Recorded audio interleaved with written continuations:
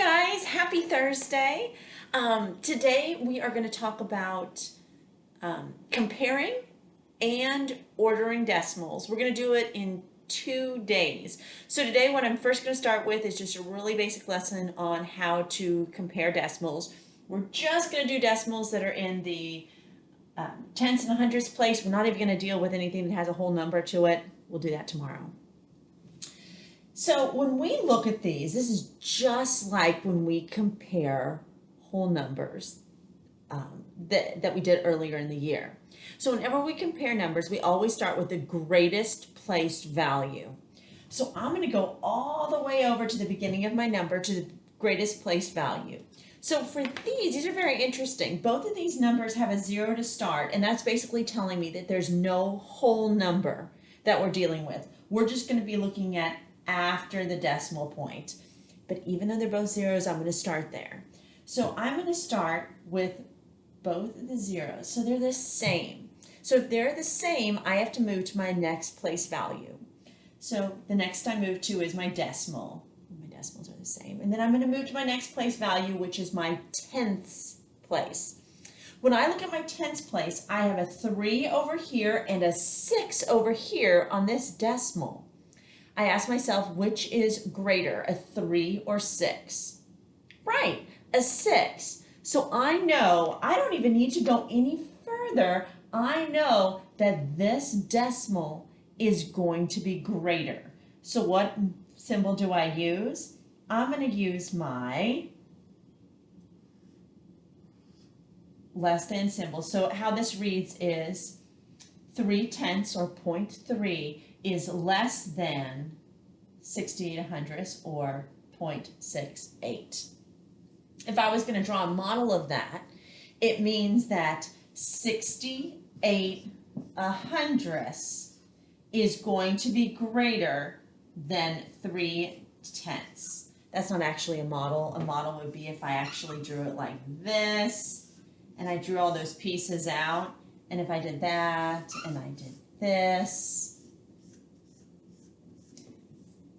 and I drew that out and I colored in those pieces, 68 hundredths would be more than the 3/10 that would be over here. Now, sometimes this one was really easy kind of to look at because both of these, it naturally, like 6 over here in the hundredths, with the hundredths, it was not difficult to compare. But some of these are kind of tricky, and I want to show you how they're tricky. What happens if we ended up having a tenths, like 5/10, but over here we ended up having a 28 hundredths. Now, what some people are going to do is they're going to look at both of these and they're going to say, well, obviously 28 is more than 5, but that's not how it works. We have to follow the process when we compare the decimals. Because technically, if we wanted to make these equivalent, we would have to add, right, a 0 in here to make these both the hundredths. So let's follow the process. We start, always biggest place value. This actually has us start with the decimal and go to the next place value. The next place value is the tenths place. So when I go to my next place value, my 5/10 is bigger than 2/10. So which symbol would I use? I would use this symbol, which is the greater than. How do I read that? 5/10 is greater than 28 hundredths. So I always want you to follow that process. Don't just look at the number. I want you to look at and start with the biggest place value and then move to your right. Let's try another one together. How about if we had something like this?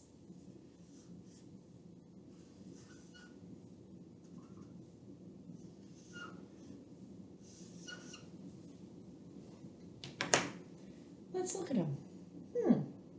I start with my decimal point because there's nothing on the other side in the ones place. So I start with my decimal point and then I move to the right. Wait, we have a 2 in the tenths place here and a 2 in the tenths place here. So then we have to go on to our hundredths place. I move to my hundredths place. I have an 8 and a 6. Which is greater? The 8 is going to be greater. So I am going to put my symbol that looks like this. 28 100ths is greater than 26 100ths. How about if you forget this process and you're not sure and you're confused? What can you do? Always find a piece of paper and draw a model. I know 28 100ths can be colored in a chart like this, and you can make it. It doesn't take that much time. And you can actually also draw a model for 26 100ths and draw that and color it in and then compare the two if you need to do that. You can also change it into a fraction if that helps, and you could say, well, right up here it already is 28 100ths, so if I have 28 out of 100 pieces, or if I had 26 out of 100 pieces, which one would be the greater?